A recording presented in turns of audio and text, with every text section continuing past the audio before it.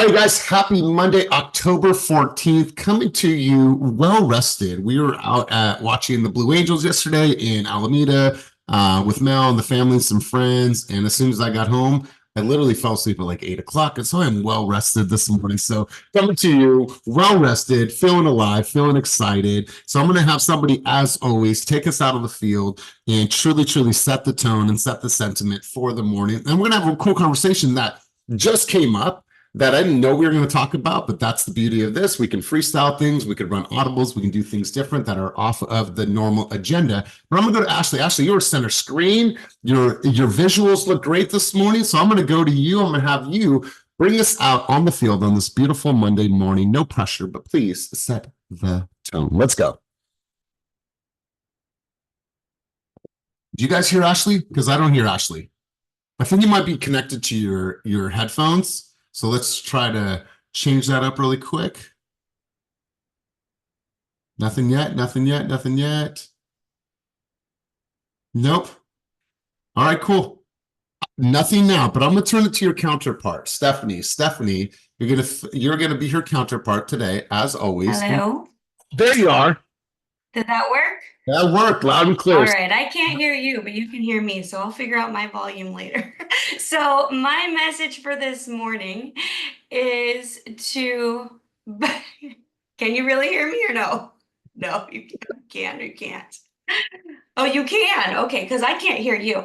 Okay, so my message this morning, because this has been my focus in this season, is to don't forget to step away and take time to work on your business so that you can better work in your business. Think about systems for every little part. That way you can level up, because if you don't do that, you're going to hit a peak. You're going to hit a maximum. One person can only do so many things. But if you take a minute to step back and think, how can I do this faster? How can I take out any friction? How can I make this more streamlined, more automated without automating my relationships away? And you take a minute to work on your business, you're going to be able to handle a lot more, and that will elevate your business entirely. Oh, okay. I absolutely love this. Now let me work on my. So send her some love and light in the chat, because she can't hear what we're saying apparently. But I said this on Friday, and I want to continue this theme, you guys. Really thinking in moments. I'm preparing a keynote speech for next week in New Jersey, and my whole conversation is about thinking in moments. And when you break down every single thing that you guys do, from the moment that you get on the call, from the moment you book an appointment, from the moment you show up for showings, every single part of your sequence, like if you were to break that into moments and you really evaluate it and start to score it. Okay, when I make phone calls on a scale from 1 to 10, I'm right around a 4. Okay, so what needs to happen for me to improve? Same with when you book the appointment. What's the next thing that goes out? What's the video? What's the cadence? What's the rhythm? All of that. So I want you guys to break down every single thing that you do and then look for the gaps. Look for the opportunities to improve. And I promise you, if you're humble with yourself and you write it down and you score yourself on a scale from 1 to 10, you're going to find some opportunities to truly get better and refine your processes. So I'm really glad that you said that, Ashley. But while we were all in the waiting room, it was about 8:33, a situation came up, and I thought that it was important that we tabled that conversation for a couple moments until you guys all got here, because I think that each of you are going to experience this, but I want to know the dialogue. And here's the scenario. I'm going to call in Kelly and Jessica Segura Hernandez, but I want you guys to get involved in this conversation. Let's say that you are working with this client and they're looking in East Cocoa, and here's their budget and here's their criteria, and they only want to be in this neighborhood. And then you find them that, and it makes sense, but they say, no, I want to go somewhere vastly different, and I want to purchase a house here, and they change it up on you. Or they're in contract and they just say, you know what? This just doesn't feel right. I don't know if this was the house for us. We kind of jumped the gun. We wrote the offer. We think we want to cancel and keep shopping. Like, I know that hurts us, and it kind of throws us off, because we're thinking, yes, we finally got them across the finish line. Now we just got to close escrow and we can get them into their new home. Well, now that prolongs their time frame. We have to reframe our conversations. And so my question to you guys is, A, have you had that happen? And I know 2 people that have. And B, how are you handling that consumer dialogue? What are you saying to them? And is there something that we can say ahead of time that may get in front of that type of conversation that, hey, you're probably going to have some feelings that might be mixed. You might have some feelings of indecision. You might be on this emotional roller coaster. Did we do the right thing? Are we making the right move? All these things. And is it possible to get in front of some of these conversations with our consumers? And I'll just tell you a quick story before I pass it to Kelly. Kelly, in 2021, we had a client that started in Oakland, only wanted to live in Oakland, only wanted to live in Oakland, and they had a $1.2 million budget. We went Oakland, we went Berkeley, we went Marin County, we went Sebastopol, we went all these crazy places, 75 homes that this client saw before they landed up on this place up in Marin County. I forgot the name of it, but it's on like this private lake, and it was the weirdest setup. It wasn't in a like urban area. It wasn't close to anything. It was an hour drive outside of San Francisco, and we're like, what? But it's what made sense to them at that time, and they were super happy. They had their little private dock with their private little kayaks, and it worked out for them. When I find the name of it, I'll find the name of it. But it was a long time, you guys, 75 homes, and it was an arduous process. And so I know that you guys are dealing with this because I have two people on the screen right now that have. And so Kelly, I want you to tell us a little bit about your situation, and then Jessica, you'll chime in as well. And then if you guys have any feedback, or if you've dealt with that, or if you guys want to chime in on this conversation, let's just start today's session out here. Kelly, tell us a little bit about what's on your mind, what happened, and let's have an open, free-flowing conversation about this. Okay, so I share a client with two other agents. So there's three of us, and we got this client from a workshop, a home buying workshop. And so she knows she's a little difficult, but she's been looking for a home for a long time. And so the three of us have spent a lot of time showing her homes. Sebastian, me, and Ro all have showed her homes all the time. And we're getting really close, but our client has a stricter budget of she's qualified for 540, but she really just wants to stick around something that's 450. And so basically, when we do find homes that she likes and wants, there was 3 on her list. Now she doesn't want them. So I learned all this this morning, that she has these pain points, and it's emotional too with the pricing. So we have to be strategic with all this. And I'm still learning what to say next. I'm glad I have our lender and my 2 other agents to help. But I got on the call and I was like, Elias, I'm frustrated or something. And so that's why we're talking about this right now. I think it's a great platform because there's so many people on the call that have dealt with this or are going to deal with this. But I want to ask a question. You, Sebastian, and Ro are all, handling this client. Who's the main person in communication with the consumer? Me and Ro. Okay. And out of you and Ro, who's the velvet hammer with this consumer? The one that is harder? Correct. Me. All right. And she sounds like she's kind of like a harder person, right? Now I'm seeing it a lot more. All right, cool. So you're starting to identify that maybe earlier on in the conversation, you maybe could have been a little bit harder with her to be like, no, that's not realistic. We're going to do this. It's very, like I said, velvet hammer. It's a hammer, but it's wrapped with a little bit of velvet. So it's an easier, impact. And so I think that you're learning her behavior style. Now, if you were to go back in time, identify exactly how she likes to receive information and the way that she responds best, what have you learned? I've learned that I have to be a lot more strict with the hammer, because I will remove homes that are not in that price range that she won't be able to get. And then she'll agree, and then she'll want them put back on the list to go see, because she loves it and she thinks she's going to buy it. And so I have to be like, no, it's not in your price budget, or it's not what you want in your price budget. We can't go see it next time. It's in your budget if you're willing to go to 520, and let's just say her name's Angela. Angela, are you willing to go for the 520 if you fell in love with this house? No, that's way far out of my budget. So it doesn't make sense for us to go see it, does it? No. Okay, cool. Like it's got to come from their voice sometimes, even though you're right. We have to try to get them to say that No, that doesn't make sense unless. Now, Kelly, if this was, or Angela, if this is your dream home and you really want to go for it at 520, it's going to stretch your budget. I'm here for this. But you have told me distinctly that no further than 500. Did we change our thoughts? Please share with me. I want to know. Right? Because that way you can talk to her the way that she needs to be communicated. So let's chime in on this conversation, you guys. We have veteran agents on the call. We have a baby on the line who's just chiming in because she wants to learn and she's here on camera. What's your excuse? Let's go to Jessica Segura Hernandez. But before we go to Jessica, Damian, you had your hand up. And you guys, throw your hand up. Even if you don't have what you believe to be the right dialogue or thoughts or contributions, get involved in this conversation. It's going to happen to every single person on this call. I promise you. Let's go, Deep Bledsoe. Good morning. I'm actually texting a client right now in this same predicament. That's why I threw my hand up.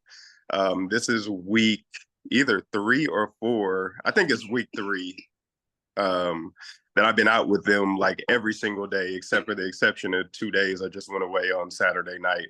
But I've been with them every day. We've seen close to 25 homes now, and we put 2 offers out there and they wanted to lowball. They didn't want to listen about contingencies, which I don't push too hard on, but just telling them the realities of being competitive. And so we lost out on 2 offers because they didn't want to listen to my advice. And I'm never too pushy, but at the same time, I let them know we have to do what we have to do. So now we identified another home yesterday that they really like, listed at 800,000 here in Oakland. And the wife just texted me, let's go 780.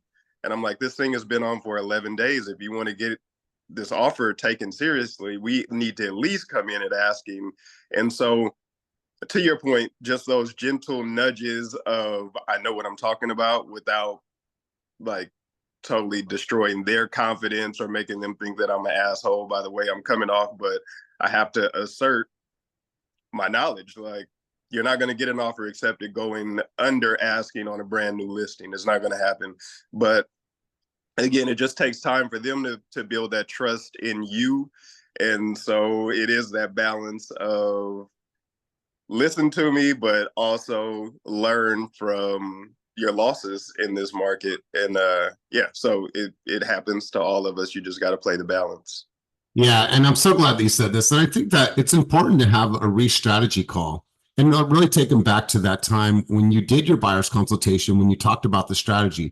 Remember, Mr. and Mrs. Johnson, when we talked about our strategy early on, and I shared with you my strategy, and the strategy is always based off of market conditions and what the data says. Over the past 60 days in this particular market, there's been no house that has sold for less than 107% over asking price. So what that means is that these offers or these homes are getting multiple offers. As you can see on the spreadsheet, this house had 11 offers, this had 6 offers, this had 5 offers. So I don't believe that that's the best strategy because we're not going to get our offer accepted based on what the data is saying. Now, I can write the offer that you want me to, but I think that it's time for us to re-strategize based on what's happening in the market. They need to realize that they are wrong without us telling them they are wrong. What I want for everybody on this call to get is that say, you know what, Damian, you were right. We thought we knew the market. You're right. And I promise you, sometimes it just takes a little bit of time because how many of you, raise your hand if you have ever had a know-it-all buyer? They do all their own research. They're an engineer. They have all the data. They're an analytics guy or whatever the case is. They have all the answers. And until they have a piece of humble pie and they deal with a princess who's an expert in that market and they say, you know what, our strategy is not working. All we're doing is submitting offers because listen, if you want to submit an offer with me, I write offers that win. And I write offers based on a strategy that is dictated by what the market is doing. Right? Not because you think you can lowball it. This is not Bakersfield. I'm sorry if you're from Bakersfield. I'm just using that as an example. That's not going to happen. So let's continue this conversation. I appreciate you guys' contribution. Let's go Blessing. Let's go Christina. And then we're going to get to Jessica. Blessing, what's your thoughts and contribution on the conversation? And you guys, if you're a veteran on this call, you've been writing offers for many, many years. I want you guys to get involved in this conversation. Let's go Blessing. Yeah, the point that I was going to make is actually very similar to what you just said, is that we did have a client a few months ago that they wanted to lowball all of the offers, or that area shouldn't be that expensive because they had moved away for a while and were buying remotely. And really the only way that you're going to be able to overcome someone who has a certain perception about the area is to show them the facts. I can't remember what book it was in recently that I was reading that said, you're not going to overcome emotions with emotion. You have to have fact and show them exactly what you're looking at and take away the emotion or the guesswork out of it. So to your point, if homes don't usually sell for under list price, Mr. Buyer, when we had our conversation, we looked at this. I want to set you up to win, but if this is not the house that you're truly in love with and you want to throw an offer in there and have it be below list, that's fine. But then why are we wasting our time if you're not in love with it? Like, I only want you to focus your energy on the right home so that, it's not this emotional roller coaster that you're going to be on. Right now, V and I have a family that we've been working with for about a month now, and what they thought they wanted, we were looking for land in Walnut Creek and Concord, and now we are looking at 6+ bedrooms in San Lorenzo. So we went in a hard direction, but in asking more questions that we weren't able to get in the very first conversation, found out more of their why and their actual needs. So land wasn't going to be the option. It had to be a very specific type of home.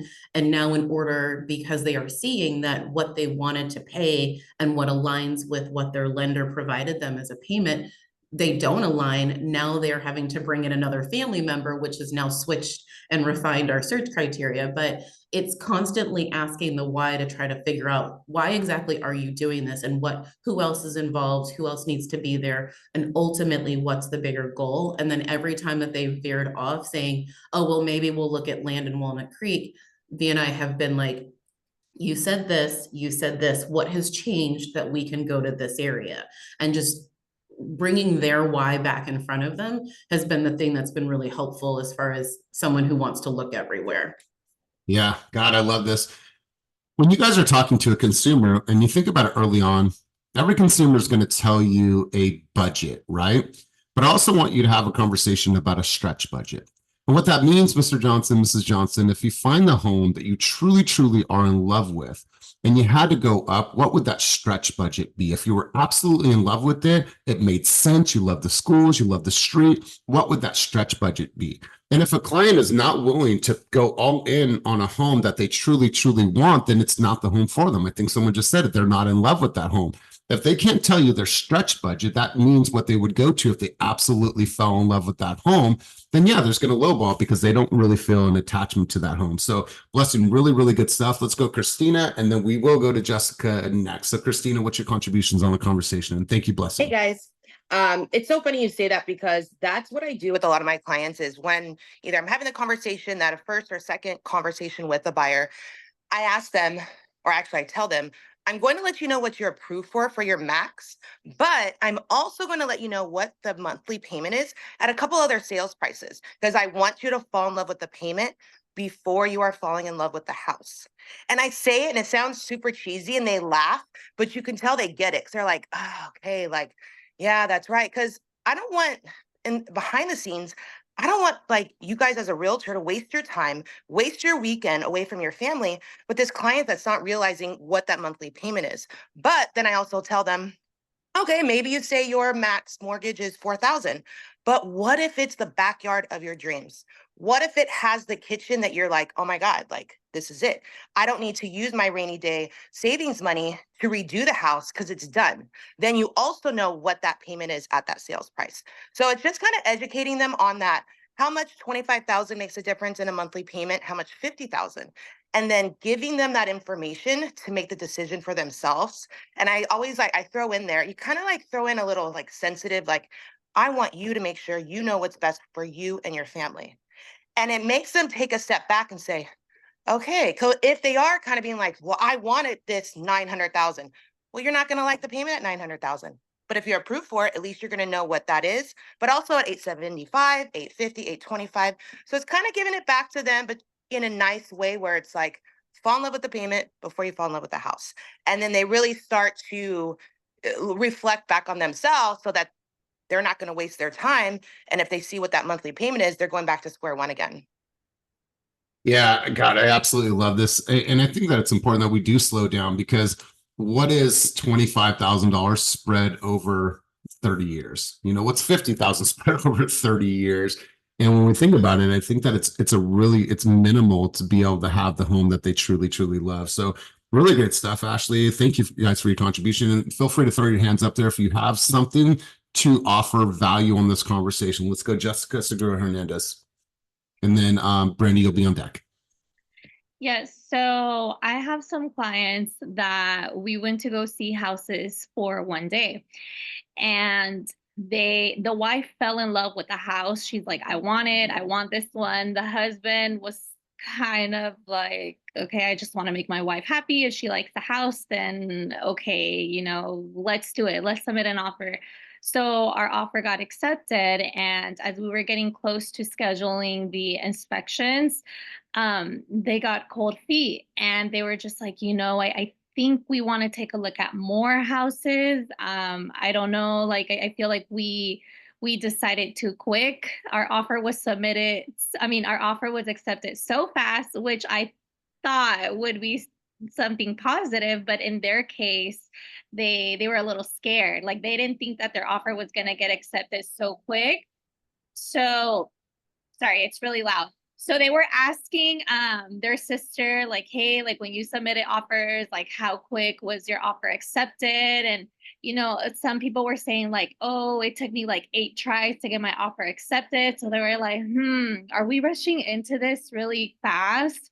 And then the sister was like, oh, well, I bought land. And then after they had a conversation with their sister about land, they were like, I think we want to cancel the contract. I think we're going to buy land. I think we're going to go that route instead. And I was like, okay, I knew that the sister influenced this decision. So they found a lot that they liked. So I was trying to get in contact with the listing agent. I didn't hear back from the listing agent at all. I let them know like, hey, I can't get in contact with the listing agent. And then they called me back 2 days later and we're like, I think we're going to go ahead and move on and like buy a house. Like we really want a house. I was like, okay. So now we're looking at houses again.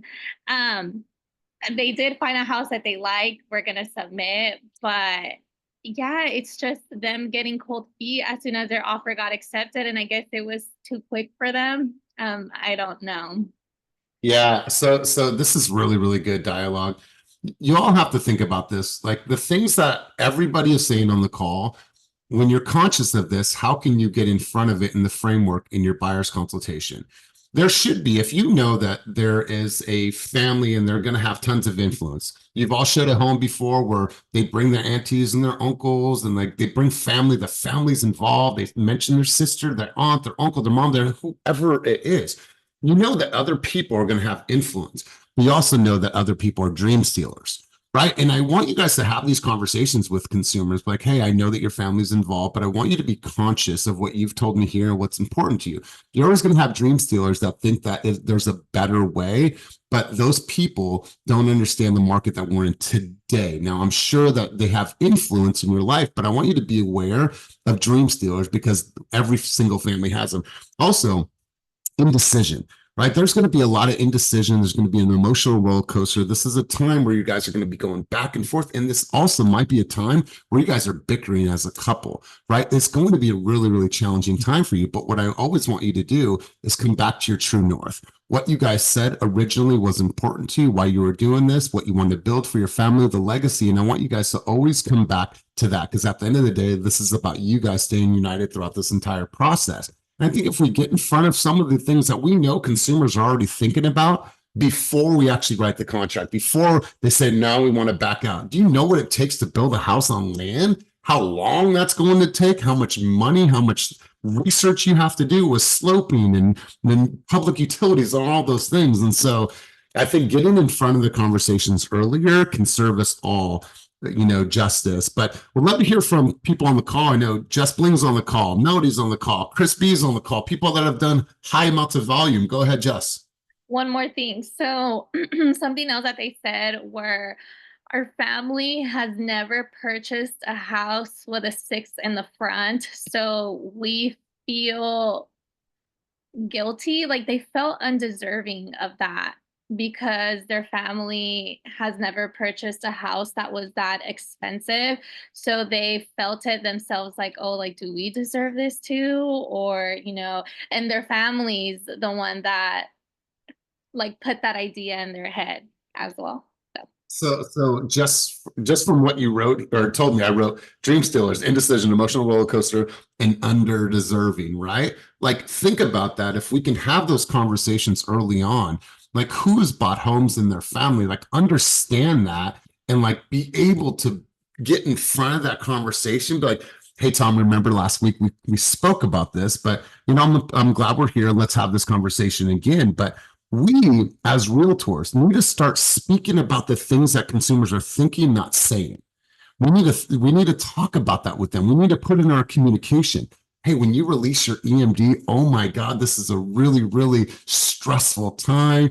Here's this, here's what you can do. Like all these different stories and third-party stories, you guys say the things that they're already thinking and have those conversations earlier so it doesn't come up as surprise. You guys would love to hear from you. Brandy, I'll come to you. Any other additional advice, support, dialogue, contributions on this conversation, you guys, because you're all facing this and I don't see that many hands going up. So I'd love to hear from you guys. Melody, I'm going to turn the mic over to you and then we're going to go over to Brandy. Melody, what's your thoughts and contribution on the conversation? Yeah, I mean, listen, this is gonna kind of sound like a damper, and I don't want to sound like a damper, but at the end of the day, I mean, it doesn't matter how skilled of a communicator you are, how great of a salesperson you are, how many sales you have had, or what your tech stack is. At the end of the day, some people just make up their mind and they argue for their limitations, and there's nothing that you can do about it. You know what I mean? Like, and it's annoying. It's so annoying, but I will say that, like, coming from like a real life example, I got a Zillow lead over the weekend, and this was a gentleman that wanted to sell his house in Berkeley, California. In fact, I hit up Elias and I was just like, hey, like, I booked the appointment, but I feel like I could have done a better job on the call by just communicating a little bit better. And so like Elias knows that I booked this appointment. I, got the listing, appointment booked. Then all of a sudden I get a text from them and they say to me, hey, listen, we're going to need to cancel the appointment because we just checked out your sales and you haven't sold anything in Berkeley before. And so I was like, okay, let's take a step back really quick.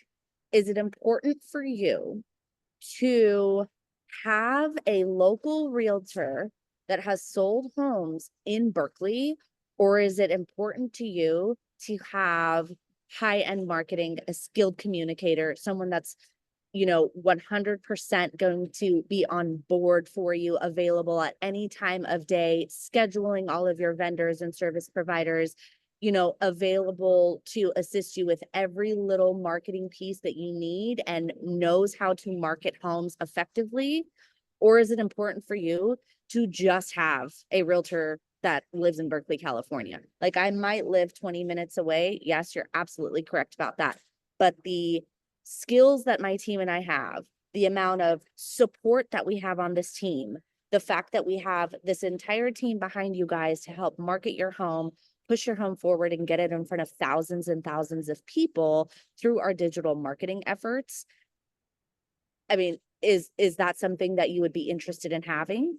And he literally was just like, nope, we just want a realtor that lives and works in Berkeley, California.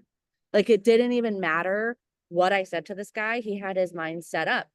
And I was irritated. I was hella irritated. I was like, okay, this guy's a fucking idiot. Like, sorry, excuse my language, but I was like, this guy's just an idiot. Like, it doesn't even matter. Like, if I bring him, a listing presentation that's like gold plated, dropped off by like, a Rolls Royce in front of his house, it didn't even matter. He just wanted a real estate agent that was in Berkeley, California. And so at some point, you just got to realize, like, it doesn't even matter how good you are. Some people are just going to be idiots and they're going to make up their mind and they're going to argue for their limitations. And Jess, I hear you. Like, these people were like just saying we haven't ever bought something with a 6 in front of it. That's the dumbest thing I've ever heard, literally, in my life. Like, okay, be the person that pushes, you know, the limitations in your family. Be the one that breaks the generational curses or whatever it is. Like, be the trailblazer. Be the one that does something different in your family. And anyways, yeah. Yeah, really, really good stuff. But you also have to think too, like, and here's the thing: if you have a solid pipeline and you have tons of people that you're communicating with, you can allow, you know, this to happen. You're not going to win everybody. In the case of this client with the 6 in front of them, I'm so glad that you brought this back up, Mel. Sometimes the success that they are going to have, that you are going to have, scares other people. And they believe that maybe I'm becoming somebody that is different than who I am right now with my family. In some cases, that's true, right? My success is different, and you might experience a different Elias at this level than you did 10 years ago. And the family needs to be okay with it, right? The family might be okay with mediocrity and nobody's ever owned homes. And Miha, you don't need to buy a home. It's okay. Like, just save your money. Like, no. Times are different now. And so that scares families sometimes because they feel like that is not who we are. When at the end of the day, that is a ignorant way of thinking, because here we are trying to build generational wealth for our families. And that's what it's all about. So Mel, I'm really glad that you brought that back up. Let's go, Jessica, one more time. You brought your hand back up. Then we'll go Blessing, then we'll go Brandy. No, I have a contribution for Melody. You said this is for a listing appointment. I listened to this script on YouTube with Tina Call, and they were talking about the situation where the seller wanted a neighborhood expert, and they mentioned that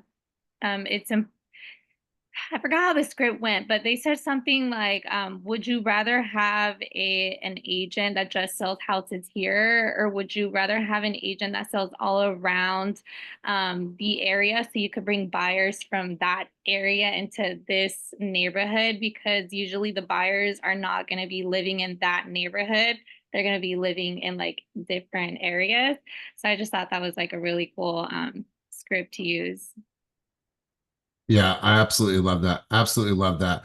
And at the Yeah, end of and if you don't mind, I mean, I'll tell you exactly what I said.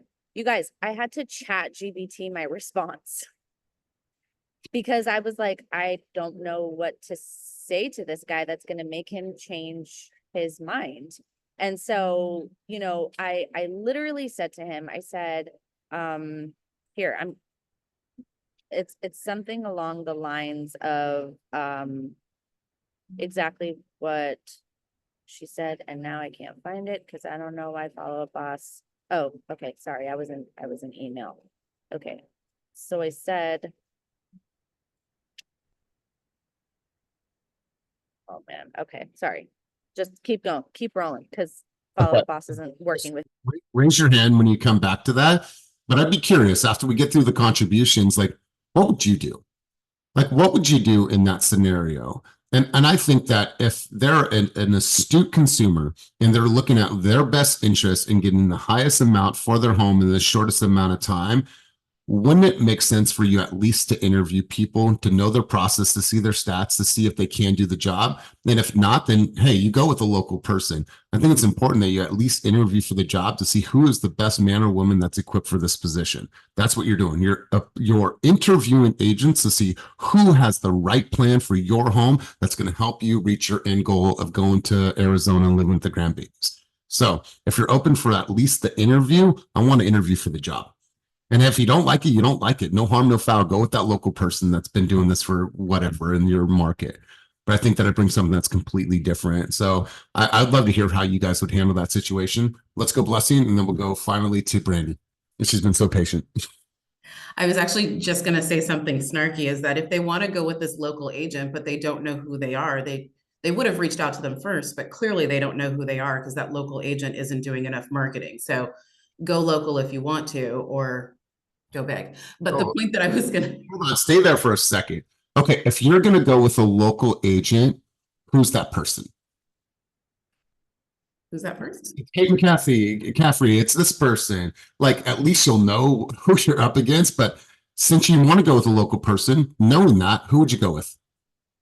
And if they can't fucking say something, then now you're calling their bluff. Now you have the ability to interview for the job. So really good stuff, Blessing. Go on. Sorry. Yeah, the point that I was going to go back to though,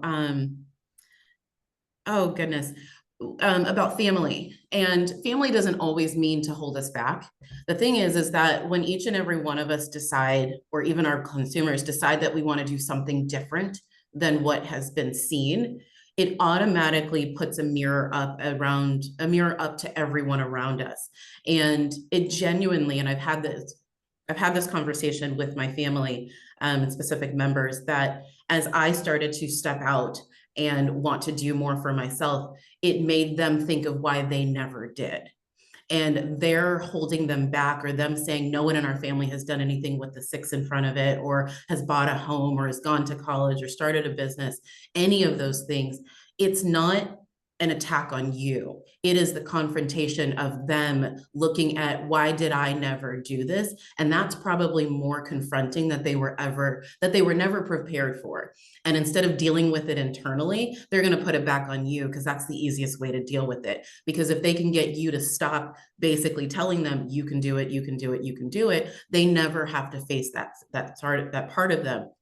So with our consumers, especially those first-time buyers, we are not only consulting them as our clients, we're consulting the whole family. We're taking into consideration all of the generational curses, all of the generational trauma and the fears, and every single person who has decided not to do it up until that point, and basically saying, we're going to bring you along for the ride. Not only am I going to help you break down all of those walls, but I'm going to show you that it is easy. And especially when you work with agents like me, yes, your offer will get accepted right away, because we're just that good. We've set you up to win. So all of these other people that you worked with, I can't speak to them, but when you work with me, I'm going to set my clients up to win. And then when you do it, now you can bring TT, Dio, everyone else. You can bring the whole family into this place where no one will ever say our family never does XYZ. We're a family of conquerors. We reach for our goals and we accomplish them. And that's one of the things that is so much bigger than the buying consultation. Like, we are helping people step forward and into, absolutely, to friends too. We are helping them step into their power and realize that whatever's held them back from doing whatever it was doesn't exist. You just need someone to take you forward. Yeah, God, really, really astute point, because I think something I took out of that is that some of the family members need this to affirm the choices that they've made, right? They need to affirm the choices that they've made, and that validates the life that they've chose. Well, that choice and that pathway might not be the same, and it's perfectly okay. And in this case, it is okay, because this is changing, and this is changing the family. So Blessing, well put. Let's go over to Brandy, and then we'll get over to Cynthia and then Melody. Brandy, what's your contribution? All these topics are so great. I feel like in my first offer and my closing and stuff that I just did, I experienced all of these things, and I feel a little better. When you said 75, I was like, oh my gosh, I was having a heart attack at 16 homes. Like, that makes me feel so much better. But one thing I did learn about my buyer and the challenges, kind of like Kelly and stuff faced and stuff, was sometimes you kind of like got it, and like everyone has said, you got to bring it back to what their goals are and what they can really afford. I mean, my buyer was wanting me to make offers on places like almost 50K less. And I was like, are you kidding me? Like, I'm not going to do that to every single house that we're seeing. Like, and giving them that. And then kind of like you said, Elias, then he was like, well, I've been an agent before. And I'm like, in my head, I'm like, well, where did you practice? What year? And making it more sound like I was just generally curious, not like I was combating with it. Hold on really quick. Somebody put themselves on mute. I'm getting some interruptions on what Brandy's saying. Go on, Brandy, go on. I know. And so, yeah, and then, and then I know at one point he had I'll send that real quick. Kelly, you got to keep yourself on mute, please. Go on. At one point, I know he did discover that I was like a brand new agent and stuff. And so it teetered with that confidence within myself and how to come at him. But I leveraged the team and telling him that, you know, that the team, you know, the information in regards to the team and stuff like that, and that I come with a full team. Like, it's not just me. And combating that family situation, like Jessica and Melody said, I can tell you firsthand, I do that. When I experience a really good high, or I'm getting farther than where I was, it is very triggering. So you can't say that it's like the dumbest thing that you've heard, or that it doesn't happen, because for people that have experienced trauma, it's real life. So we have to give a little more empathy to that, because and be more of a cheerleader for them, because sometimes they just want to hear from somebody else that they can do it, rather than their family or anyone around them saying, you know, combating their performance. Like, no, you got this, like, because then you experience that, like, that secondhand, you're like, yeah, I do got this. Yeah, I deserve to be an agent. Yeah, I deserve to be a mom of 5 kids, doing it by myself, getting farther than me and my husband did. Yeah, I do deserve this. So reminding your clients, yeah, no, you deserve that house. You deserve to put your family in a home. You deserve to see where your future goes. You deserve to be in, you know, providing an investment for the future for your kids. So I think just realizing, and if anybody watches my real estate stuff, you'll see a connection that when I'm doing real estate, I'm connecting mentally and emotionally. And if you kind of read what I put, I connect real estate with a lot of relationships. So if you think about it, what is the love language of your client? How do they communicate? If you start thinking of your client almost as if you're talking to like a friend or your partner, you'll come at them so totally different. And you'll begin to have that empathy. If your client is not emotionally led, then you know how to communicate on that hand. If they are, then you know kind of where to find that balance and to take the lead. Like, I learned that that's what my client needed to do. They would find information from off of Google, off of, you know, a family member, or what he thought he learned when he was in the business. And he would try to tell me how it was going to go. And I had to say, no, this is, I'm in the lead. Like, you're hiring me, you're paying me. This is where we're going to go. And Elias, I used the saying that you always use, like, till I was getting bored. I was like, really? Wow, I sound like Elias. This is what we're going to do next. This is what we're going to do next. And I swear it changed the whole dynamic. Every time he was like, well, we're not going to do this. No, this is what we're going to do next. We're going to submit that, you know, gift letter. We're going to do this. And it changed to where at the end of the deal, everything on my side was fully taken care of. Like, I was like twiddling my fingers saying, like, what do I do next? What do I do next? Kind of thing. So I don't know, just from a first deal and that experience, that is what I've taken. And from all the calls that I hear from you guys. So I hope somebody can use that. Wow. Really great contribution. You guys, mind you, Brandy's new, you know, she just wrapped up on her first deal and, you know, delivered keys, and to hear everything that she's learned in a very short amount of time. It's really, really incredible to hear. Let's go Cynthia Jackson. We'll come back over to Mel. Cynthia Jackson, you had a contribution. And you guys, by the way, none of this was planned this morning. We're in the waiting room and 2 people said something that has contributed to a whole hour session. So obviously there was a need for this conversation. So Jessica and Kelly, thank you for opening up and sharing, because it led to such a remarkable conversation. Cynthia Jackson. Well, I initially raised my hand to piggyback off what Blessing was saying about family. And I added to that friends. That's what I put in the chat. And friends is just like, sometimes family, I mean, friends become more like family, like they're your chosen family.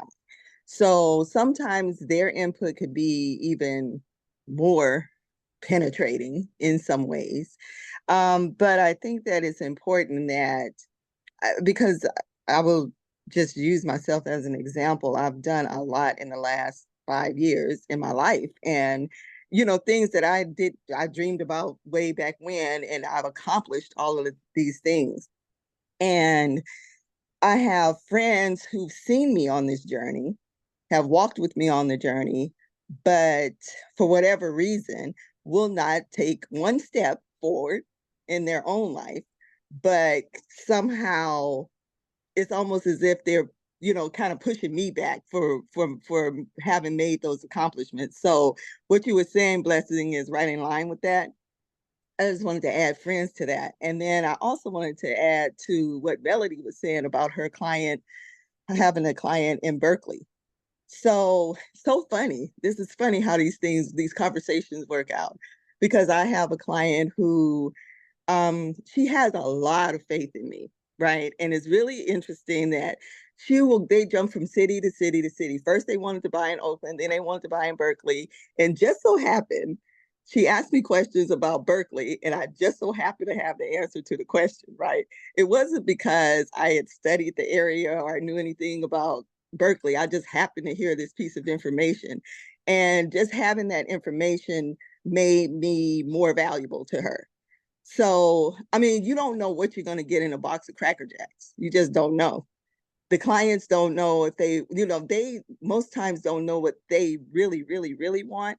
They know they want to buy a house. They know they have an idea about what it is that they want. But I think it's our job to make sure that we dig deep and find out what it is they really want. Yeah, well said. Really, really good stuff. I appreciate your contribution. I have something else I want to share with you on that friends and family thread. But we'll go Pat and then Mel. You'll be the last contribution, and we'll start wrapping session. Pat, you know what? My man, always in the office during coaching, dressed to the nines, looking good, my man. We appreciate you. We see you. Let's go, Pat. Hey, I appreciate that, man. Good morning, guys. Thank you, thank you. I gotta say, low-key, it's such a breath of fresh air. I know it happens to everyone, but it's such a breath of fresh air hearing it that all these experiences are happening too, and all the annoyances, like buyers changing minds last second, grandma coming out the cut saying the house is too far, so now the deal's off. So it's fun to share these experiences. But one thing that I recently learned, like a little tactic, is whenever buyers are in that last second, and this worked on me yesterday, I'm writing an offer right now, is when they're at that very, very pivotal moment, they're trying to find that excuse, like, oh, why we shouldn't go. Sometimes I feel like it's better to, instead of arguing against that emotion, you need to join them and then find a way out of that emotion for them to kind of guide them. So, for example, they were tripping about the lights, they're like little knickknacks, loose screws and whatnot, but they want, a little fixer to build some sweat equity. So, they were fearful, like, oh, this might be too much work, all that, blah, blah. And I'm like, you know what? Hey, Isabel, Gary, hey, I'm not gonna lie, this might be a little bit, too much for you guys for what you guys had originally planned. But, for me, honestly, it's not really that much. I mean, imagine this, guys, blah, blah. And then so turning that negative emotion to a positive emotion for them really helps out, because I feel like whenever they are in that position, they're kind of venting to you, and so it's up to you to kind of like, yeah, no, I get you, but let's walk you. I'll guide your hand and all that to through out of this. So, yeah. Really good stuff, Pat. And I think something, as we hear transition statements, we talk a lot about transition statements here. When you're talking with a consumer and instead of arguing with them and asking them why, I think why is a controversial topic or excuse me, phrase like, oh, well, why? Well, why wouldn't you? It seems like you want to fight and you want to be combative and it's confrontational. Rather, Melody, do you mind if I offer you a different perspective? And here's my different perspective on this. And it allows them, if they say, yeah, sure, give me a different perspective, then it allows you to shed light on the other side that they may not see. And so, Pat, I really, really love that. Let's go, Mel. You'll be the last contribution and then we'll wrap session. You had your hand up for a moment, then it went down. Yeah, if anyone wants to see what I said to the client with the ChatGPT response, I put it in the chat. Jessica, if you want to read that kind of spells out what you were saying, the Tina call script. It didn't work, so it doesn't matter. He still canceled the appointment. But I just wanted to point out, like, whether you're working with a seller that, has the objection that you don't know the area well enough, or if you're working with a buyer that is just like jumping around from city to city, like Cynthia just said, or someone that has cold feet, like Jess was kind of pointing out, I feel like this is always an opportunity to get better and to learn. we have to walk away with this thinking like, how can I learn from this experience and how can I apply it moving forward so that when I deal with this next time, I know how to handle it, right? You always have to have like a positive perspective on these types of things, because let me tell you, this business is hard and a lot of people are going to say no, and a lot of people aren't going to be nice about it. And you can't beat yourself up over it at the end of the day, because we're going to deal with a lot of no's to get to our yeses. But we have to look at that as every single no is going to get me closer to my yes. And every single no is an opportunity for me to get better and to learn from this experience and become a more skillful communicator and a more skilled real estate professional that is able to serve the people that are deserving of it. So that's just my contribution. And I really appreciate this conversation today. Really good stuff, Mel. You guys have to realize this too. Everything, and I know it's a broken record. I'm the coach, right? And I should be saying these things. But at the end of the day, if your pipeline is so robust, and say you lost an appointment or something fell out of contract, it's going to hurt and it's going to sting. But it's going to sting a whole heck of a lot worse if that's all the shit that you were writing on. Right? Like, oh, I already saw it. I'm 4 days in. That's 20,000. That pays this, and then it falls out. And you didn't do anything to supplement that deal because you just had the one deal and then it goes away. And you're like, oh my God, what am I going to do? This is why you need to have a robust pipeline. So if things fall out of contract, you're like, okay, that stings a little bit, but I have the Andersons, I have the Jones, I have the Astutos, and I have all these other deals that I'm working on. So you're not dependent on one deal. So you guys, keep a very active pipeline. So when that deal says, nah, not you this time, Mel, it stings, but it's like, all right, fine. You don't want to work with me? I got 10 other people in my pipeline that are ready to go that I'm actively working with right now. All problems are solved through your high level of prospecting and keeping a very robust pipeline. You guys, as you grow, and this goes for your consumers, and this goes for you particularly, as you grow, your growth is going to scare people around you. You're going to have friends and family members that have never seen this side of you. You're going to post inspirational shit, positive shit, educational shit that they're not going to really understand at first. And they might not ever understand it because they don't know that side of blessing. They don't know that side of Pat. They're like, wait, we're not going to go get drinks? No, I got a prospect and I got to work because, come on, let's go get drinks. No, I'm prospecting. I got to work because I'm building my business. Your growth is going to scare people. And what's going to happen is that you're going to grow out of relationships that no longer serve you. People may not want to see this side of you because they want to hold on to the old you. They're either going to grow with you or they're going to grow apart from you. And that is simply okay. And it's the same thing with our consumers. They're experiencing that too. They're experiencing growth and wealth and opportunities that they might not have had, other family members might not have had. And so they look at that as like, oh, that's different. Well, that's not us. We don't do that. We don't live there. That's not us. We're from the hood. No, things are changing. Your growth will scare people, and it's perfectly okay. You're going to lose relationships in life as you grow and as you take this journey of self-development. And I promise you, and the older you get, the smaller and smaller your circle will get. And that's all you'll really need. And I promise you that because I am a walking embodiment of that. So you guys, really great session. I appreciate everybody's contributions. I want to hear from just two people before we close sesh. I'm going to go Hugo, key takeaways from our time together. And Liz, I'll go over to you with key takeaways from our session together. Let's go, Hugo. To everybody, well, main key takeaways is like, hey, we're all going through the same thing. You know, you made a good point right there. It's like the things that we go through, you know, people being scared of our growth, you know, the consumer and the people that we work with are going through that too. So just being an advocate for them and, you know, finding a way to, you know, be there for them and show them that we understand, but also that we're the experts, you know, is going to be a huge thing, in, you know, in the industry and our business as well. I love that. You guys remember this. Just remember this. Say things and put things on the table with consumers that you know that they're thinking and feeling, but they haven't verbally stated. Melody, I'm sure that you're going through A, B, and C right now. Is that safe to say? Yeah. Here's some things that I've been able to do to help you prepare to reduce that friction, reduce that stress. Or I'm going to tell you a story about my last client that went through similar things that you're feeling right now. Speak about the things that you know they're experiencing emotionally as they're going through this journey. Let's go, Liz Norton. You'll be our last contribution for the morning.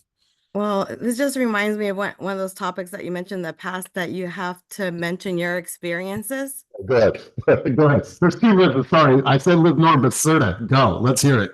Okay. Can you hear me? Loud and clear. Oh, okay. No, I made me remember that time when you mentioned that you have to share your past experiences in real estate with your potential clients or your clients, so that they understand that if you didn't get into this particular property, when you buy it now, that in the future you're going to be able to do a lot more with it. You create that generational wealth, and you're able to, for example, like sell it in the future, buy something else, have an investment for your future, for your retirement, or for your kids. Another thing is, I also had a similar experience like Melody, but it was a buyer in the luxury market, and I did not have experience in the luxury market. It was like 5 million plus and over. So he decided not to work with me. And at that time, he belittled me, or I felt that way. But then I was like, no, I need to be prepared, and I need to go out there and get luxury certified and get to know that market better. So it made me think like, okay, well, it's not his fault. And in a way, I appreciate that happened to me, because now I know that I need to get prepared. I love it. I love it. Well, Liz, Serta, I appreciate your contributions. Liz Norton will get your contribution on the next session, you guys. Here's the thing I want you guys to practice. Say you are going to go up against a listing agent, or you're trying to get a listing in a certain market, and you get the same objection that Mel got. Like, what would your rebuttal be to that? Now, you're not going to win them all, but I'm curious to see what that sounds like. Maybe we can have that conversation on Friday. So you guys have an amazing week. Do what's going to move your needle. Focus on those things. I had a whole presentation and slides built, but I'm glad we didn't go there, because this conversation was more important. So you guys, we went a minute over. I want to thank everybody for all of your contributions at a very high level today. And as always, keep it moving towards your dreams, goals, and vision, and go out there and move the needle in your business this week. Peace.